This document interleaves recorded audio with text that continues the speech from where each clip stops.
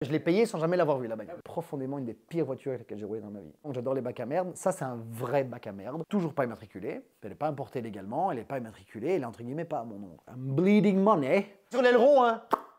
Allez, tu mets un commentaire, tu mets un like, tu mets un pouce en l'air.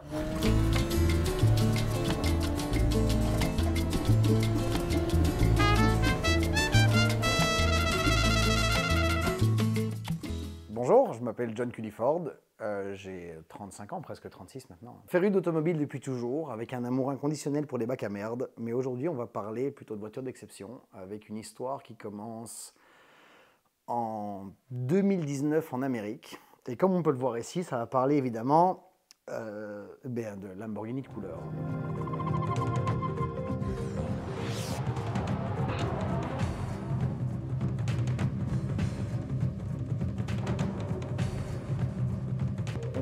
J'ai déménagé à Miami en 2019 de Belgique. C'est exactement le même moment où a été annoncée la Corvette C8, la première Corvette avec un moteur mid-engine, tout le tralala. Et le prix de départ, c'était 60 000 $, ce qui est un prix qui défie toute concurrence pour tout. Hein. C'est un malus français en gros, voilà, pour le prix d'un malus, c'était une Corvette. Et full équipé, la caisse faisait juste en dessous de 100 000 $. Jamais acheté une voiture neuve de ma vie, et je me dis ça c'est l'occasion, je suis en Amérique, c'est une Corvette, j'ai toujours adoré les Corvettes, et c'est mon côté beauf.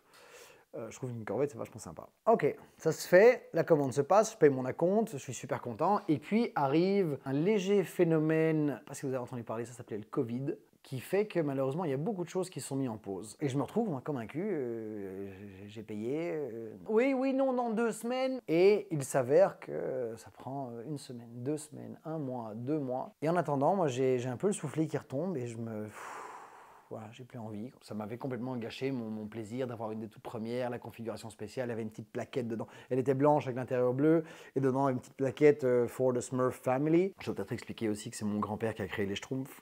Donc c'est pour ça qu'il y a quand même un très grand lien avec moi entre tout ce qui est bleu et blanc, parce que ça reste un héritage culturel et quand même assez chouette à partager. La régie me fait remarquer que je suis habillé en bleu et blanc, voilà, ce sont des couleurs qui me plaisent encore une fois. Mais bon voilà, le soufflet retombe et en attendant, je suis sur un forum canadien et il y a un gars qui dit qu'il a une Murcielago Roadster boîte manuelle à vendre en urgence.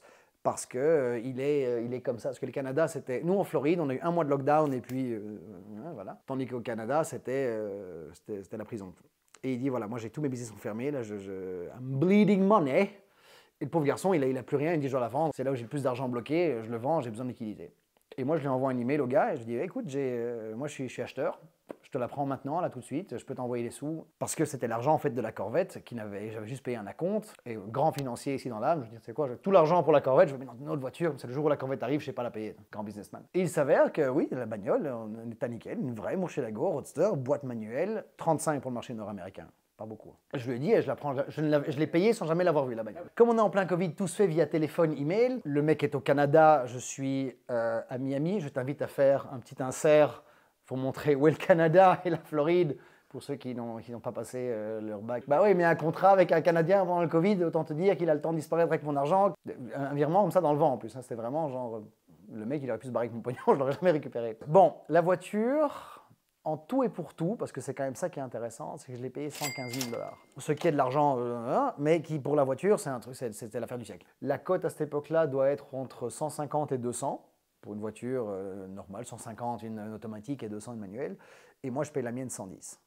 Parce que les Lambeaux n'avaient pas encore attrapé la folie de Ferrari, c'était pas encore ce que c'était aujourd'hui. J'envoie les sous et réussir à organiser un transport en plein Covid, international, en sachant que légalement je suis un touriste en Amérique.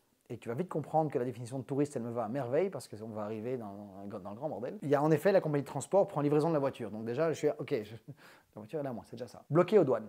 Ça, c'est la première chose. Bloqué aux douanes. Parce que les douanes, non, écoutez, vous êtes en plein Covid, calmez-vous, on ne va pas commencer à faire des transports privés. C'est uniquement pour les travailleurs essentiels, des trucs comme ça. Donc tu te doutes bien que livrer une Murcielago à un touriste en Floride, c'était pas du tout essentiel. Suite à ça, bon, moi je suis en panique. Je demande de l'aide à un copain à moi qui a un business à Miami qui s'appelle Curated. Et il m'a aidé pour tous les papiers, pour tout. Ok, il fallait l'équivalent d'un certificat de conformité pour prouver que la voiture était aux normes américaines.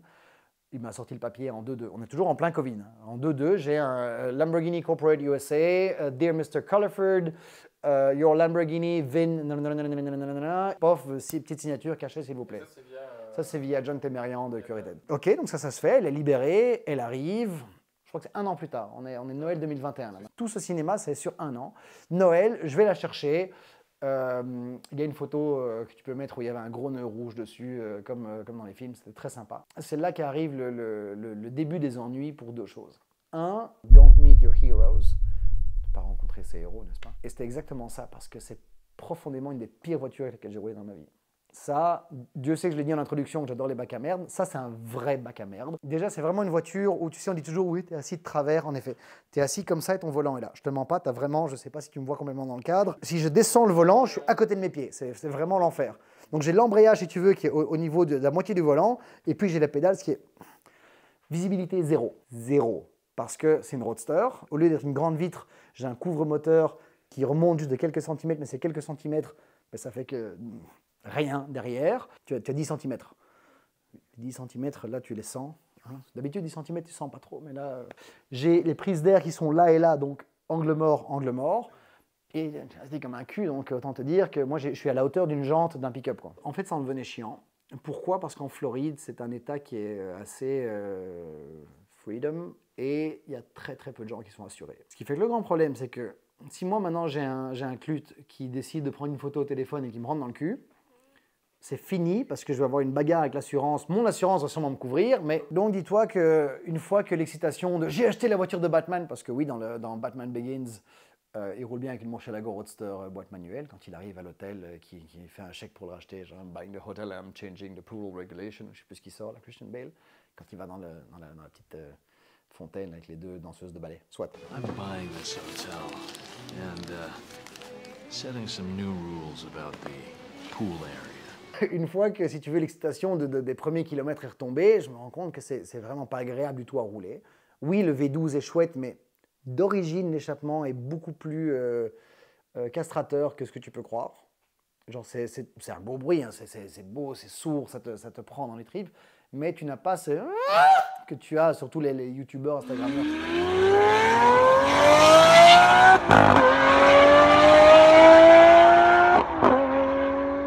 Évidemment, tu te doutes bien que le premier truc que je fais, c'est que je rentre chez moi, et là maintenant je regarde l'arrêt. J'avais déjà tous les favoris de tous les échappements, combien ça coûte et tout, mais là maintenant je me dis ok, je le fais. Non, John, la voix de la raison, calme-toi, tu viens de la voir, roule un peu avec, kiffe. Mais j'ai pas kiffé, non seulement parce qu'à cause du problème de visibilité, parce que le fait d'avoir la trouille qu'on rentre dedans et qu'on ruine la voiture, et surtout aussi, c'est que la voiture en elle-même, c'est pas un châssis qui est funky. Bon, alors la Floride, pour ceux qui savent pas, c'est tout droit, tout plat, pendant 800 km, à gauche, à droite, en haut, en bas. Il n'y a pas une seule colline, il n'y a pas une seule petite route vallonnée d'un tortillon, il n'y a rien. Et tu sais, genre...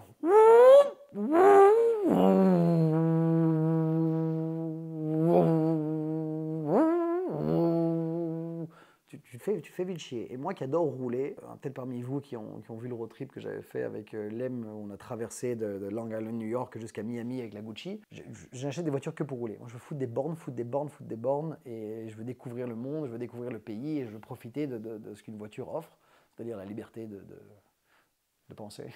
Oh, il l'a fait. Et je me rends compte qu'en fait, il n'y a aucun plaisir de rouler avec une Murcielago. Au contraire, c'est vraiment une voiture de frime plus qu'autre chose. En roulant un petit peu avec, j'ai annulé cette idée, mais j'avais envie de faire un road trip, de la prendre et de l'emmener chez Amo NYC, qui est une chaîne YouTube de detailers de l'extrême. Et le gars avait accepté, il me dit « Ok, vas-y, la lave pas, roule avec, elle vient dégueulasse, et je te fais une super vidéo sur la voiture. » Parce que dans ma tête, c'était la voiture de ma vie. Dans ma tête, cette Murcielago. Et en fait, c'était une telle déception que je n'avais aucun plaisir à rouler avec. Il faut savoir qu'aussi, pendant ce temps-là, j'essaie de l'immatriculer. Elle était assurée sur le numéro de châssis. Voilà, on va s'arrêter là. Ce qui est légal. Alors en Amérique, les lois ne sont pas du tout comme chez nous. Tu viens d'acheter la voiture, tu as une période en fonction des États. Il y a des États où tu as 1 mois, il y en a où c'est 3, il y en a où c'est 6 mois. Il y a un truc très connu avec Steve Jobs, il y a un loophole en Californie, où quand tu viens d'acheter une voiture, tu as 6 mois pour la matriculer. Donc lui, tous les 6 mois, il changeait de voiture. Comme ça, il roulait sans plaque parce qu'il trouvait que esthétiquement, une plaque, ça gâche une voiture. Donc c'est pour ça qu'il n'y avait pas de plaque sur ses caisses, pour l'esthétique. Donc, entre guillemets, ça c'est toléré, c'est pas grave. Toujours pas immatriculé, pourquoi? Parce que je suis touriste en Amérique. J'avais changé d'appartement. À l'époque où je l'ai acheté, c'était avec une adresse, et entre-temps, j'ai changé d'appart. Donc du coup, mon adresse actuelle ne matchait plus le contrat d'achat. Premier problème. La DIV me demande une preuve de résidence. Je sais, mais je n'habite plus au même endroit depuis le temps. Je peux vous donner les anciennes factures de quand j'habitais là. Ah non, il faut des trucs récents.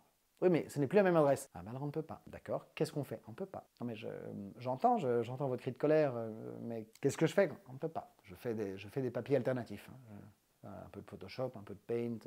Et le problème, c'est que dans ce processus, c'est que la voiture, elle arrive à quelqu'un qui a mon nom, mais qui a une autre adresse. Bon, et si maintenant je la vends à un dealer, et le dealer dit non, mais tu n'as pas le droit de la vendre parce que la voiture n'est pas à ton nom. Donc on est parti vers un micmac, Et alors, chaque semaine, c'était une mauvaise nouvelle. Ah non, ça n'a pas été accepté. Ah non, là, il n'y a pas moyen. Ah non, ça passe pas. Ah non, ça, c'est un refus. Tous mes rêves de gosse, au plus je la prends, au moins ça me plaît. Parce que j'ai vraiment été déçu d'une telle voiture. Et arrive, si tu veux, la note finale de cette boule de cristal venue des étoiles. Mon embrayage commence à lâcher.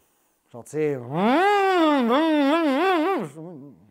qu'est-ce qu'on va... Ah, ben voilà, il faut changer l'embrayage. Un devis, tu es un ami, 25 000 $. Attends. Et la virgule, elle est... Non, tu as mis la virgule au bon endroit, tu es sûr? Bah, il faut sortir le moteur, et c'est plus ou moins un flat rate d'une centaine d'heures. Sortir le moteur et le remettre, il dit, voilà, nous on facture 100 heures de main d'œuvre pour le faire. Le combiné moteur-boîte qui sort, il l'ouvre, il change l'embrayage, il le referme, il le remet, et ils disent ça, c'est en moyenne une centaine d'heures. Il facture 250 balles de l'heure. Bon, l'embrayage, c'était pas. Il y avait moyen de mettre un truc renforcé qui tient plus longtemps.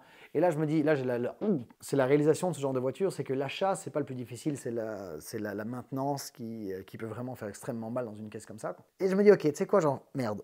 C'est la voiture de ta vie. C'est probablement la voiture la plus folle que tu auras jamais, à moins qu'il se passe un truc incroyable. Regarde pour faire un collecteur sur mesure, straight pipe, vas-y, regarde un petit peu. Ok, et là j'arrive entre guillemets sur une facture totale de 50 000 balles, donc on est quasiment à la moitié de la valeur de la caisse. Toujours pas immatriculée, elle n'est pas importée légalement, elle n'est pas immatriculée, elle est entre guillemets pas à mon nom. La cote a commencé à monter, mais j'ai été dégoûté trop tôt. Donc moi je me retrouve avec cette idée de mettre 50 000 dans la voiture pour avoir un embrayage neuf et l'échappement le plus cinglé du monde.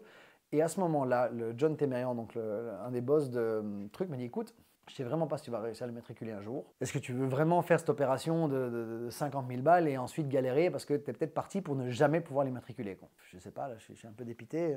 J'ai l'impression que je suis même dépité maintenant dans la vidéo en vrai. Je sens mes épaules qui se... Il me dit parce que moi j'ai quelqu'un qui s'appelle John Ficarra. Il a une petite chaîne YouTube et c'est un gars il a cette fameuse, il a ce vieux Range Rover 6x6. Il a racheté la Targa là, du père de Aoki. Je ne sais pas si tu l'as vu, une Targa 6 portes. Une 911, un Targa, j'entends. Enfin vraiment des trucs. Il a racheté quelque chose de débile. Et il me dit ouais écoute, et j'en ai parlé de ta voiture, il n'est pas contre l'acheter pour le challenge de l'immatriculé. Genre, tu sais, genre j'achète une voiture, j'achète la Murcielago sans papier, ou je sais pas ce qu'il veut mettre comme thumbnail sur YouTube. Je dis ok, qu'est-ce qu'il est prêt à payer le gars, quoi. Mais bon, il n'y a pas de papier, c'est quand même le carnage, il a offert 150 cash. Et tu sais, moi je suis là, tu sais quoi, genre ouais, go. Moi je gagne 30 000 $, un truc comme ça, que je vais jamais cracher dessus. J'aurais dû cracher dessus. C'était vraiment la caisse que j'allais garder toute ma vie parce que c'était le truc le plus incroyable que j'allais pouvoir me payer. Dessiné par un Belge, hein, Luc Volke, qu'on salue. Salut Luc. C'est dessiné par un Belge. C'est la voiture de Batman. C'est le dernier Bizarrini. Donc si tu veux, c'est la dernière évolution de ce qu'a créé le mouvement de la supercar. Parce que le mouvement de la supercar a été créé par la Miura et le V12 de la Miura, qui est le V12 Bizarrini. C'est le même moteur, si tu veux, qui a été évolué tout le long jusqu'à la Murcielago SV, qui est l'ultime, le pinnacle, le cherry on the top. La voiture, elle coche toutes les cases, c'était vraiment le truc de cinglé, je vois pas ce que j'aurais pu avoir de mieux. 640 éventuellement, mais ça, il y en a eu 9 en roadster, boîte manuelle, donc c'est pas pour tout de suite. Et là, je me dis, tu sais quoi, ouais, pourquoi pas, quoi. Déjà, j'avais revendu le bon de commande de la Corvette quand j'avais acheté la Murcielago, c'est quand même plus cool une Murcielago qu'une Corvette. J'avais pris 5 000 $ dessus, donc j'étais déjà, oh, voilà, je suis le roi du monde, moi ici, c'est nickel, j'ai été payé pour commander une voiture. J'avais pas encore trop compris le principe du flip. Et là, je me dis, voilà, je vais de nouveau reprendre, je sais pas moi, 30 000 balles, un truc comme ça. Attention, parce que pour l'amener du Canada jusqu'en Belgique, du Canada à Miami, ça m'avait coûté, je crois, 8 000 $, un truc comme ça, c'était quand même de l'argent aussi, quoi. Et je me dis, c'est quoi, ouais, ok, allez, elle part, je la vends. Et tu te doutes bien que ça, c'était en 2022, on est 2 ans après. Et aujourd'hui, je crois qu'une voiture équivalente, donc on est sur du 400 aussi, je crois que c'est le 1 point. Le dollar, il a quoi? Il a 10 points, donc on doit être sur du 440 000 $. J'ai reçu cette voiture, elle était parfaite. Le seul problème qu'il y avait, c'est que j'avais mon check engine line qui était allumé. Et quand on a fait tous les tests diagnostiques, nouveau le Téméréan qui vient, qui dit ouais, ça veut dire que la check engine light, elle fonctionne. Je crois que c'est très drôle, mais il y a un problème. Non, il n'y a rien, c'est juste un faux truc. Il me dit c'est une mauvaise voiture, ça a été construit à la main par Pietro et Piero, tu sais, entre 2 cafés et 2 spaghettis et entre la sieste, donc je cherche pas. Tant qu'elle roule nickel et que ça va droit et que ça freine, t'occupe pas. J'ai vendu au moment qui était bon pour moi, mais qui n'était pas bon pour le marché, parce que si j'avais gardé la voiture 1 ou 2 ans de plus, là je faisais des vrais sous, quoi, tu vois. Voilà, je me faisais un petit appartement. Le mec qui l'a acheté, il est en train de se taper un divorce carabiné. Il a toujours pas immatriculé la voiture. Alors que lui, c'est un Américain, ouais, elle est toujours pas immatriculée. Et on m'a plus ou moins reproposé la voiture en me disant, ouais, est-ce que tu voudrais pas la racheter? Ça ferait encore une belle histoire, ceci. Et tu sais, ah, pourquoi pas? Mais sauf que je récupère le problème tel qu'il était, quoi. Au contraire, c'est même pas mieux. Je récupère une voiture chère, inimmatriculable. Alors là, je suis parti. Ou alors je me dis, c'est le projet d'une vie. Je me dis, ok, là, je vais tout faire pour les papiers. Je me monte un garage, je me prends une licence de dealer. Je l'achète en dealer, je le mets en plaque dealer, je la fais vial. Le problème, c'est qu'elle a été importée par moi, touriste non américain qui n'existe pas en Amérique légalement. Le mieux à faire, elle devrait retourner au Canada, être immatriculée au Canada et revendue au truc, mais je ne sais même pas les papiers canadiens, qui peut les faire et à quel nom. Est-ce que moi j'ai envie de le faire? Non, c'est vraiment pas un truc qui m'excite parce que c'est parti pour du grand carnage. Et surtout, encore une fois, c'est que la vérité, c'est que j'ai pas aimé la voiture. J'aurais préféré, j'ai le même problème, enfin non, je n'ai pas le même problème parce que j'ai pas les sous pour en acheter une, mais j'ai le même problème avec une Carrera GT, qui est pour moi l'un des necks les plus ultra, et j'ai pas mal de gens qui m'ont dit, j'aurais préféré passer ma vie à en rêver que de la rouler. Parce que quand tu la roules, tu te rends compte que tu vis les défauts aussi. Quand tu rêves de quelque chose, tu ne rêves pas des défauts. Tu rêves que du V10, le volant moteur ultra léger, l'échappement qui hurle, la conduite ultra pointue. Tu ne rêves pas des défauts, d'un démarrage en côte qui est impossible, du fait que tu as un porte-à-faux avant et arrière qui fait que si tu as un tout petit truc comme ça à gravir, c'est fini, c'est carnage. Doc de Moreau en parle assez bien, je pense, de sa voiture pour te dire que l'embrayage, c'est le dernier souci, c'est la voiture en elle-même qui est particulière. Sauf que lui, c'est vraiment le rêve de sa vie et qu'il est très content. Mais bon, voilà. Ça, c'était la première aventure Lamborghini. Ma conclusion personnelle de ça, c'est surtout que c'est tellement d'argent à l'usage que je trouve que tu en perds ton plaisir. Tu sais, moi qui fous des bornes pour un oui ou pour un non, et à un moment, tu te dis, putain, ça fait cher les kilomètres, quoi. Et surtout, c'est pas utilisable. Tu as un coffre qui est minuscule, tu veux partir avec ta poule en week-end, tu as droit à 2 jours, pas 3, quoi. Ou alors, si tu retournes ton slip, quoi. Et voilà, c'est un peu un plaisir gâché que tu peux avoir avec des voitures qui vont coûter un dixième de ça, avec lesquelles tu vas t'amuser 10 fois plus. Et c'est comme ça. C'est pas parce que ça vaut 400 000 à rouler, c'est parce que ça vaut 400 000 de rareté. Et je pense que c'est une très très belle conclusion pour le premier chapitre Lamborghini, mais spoiler alert, c'est pas la dernière Lambo, hein.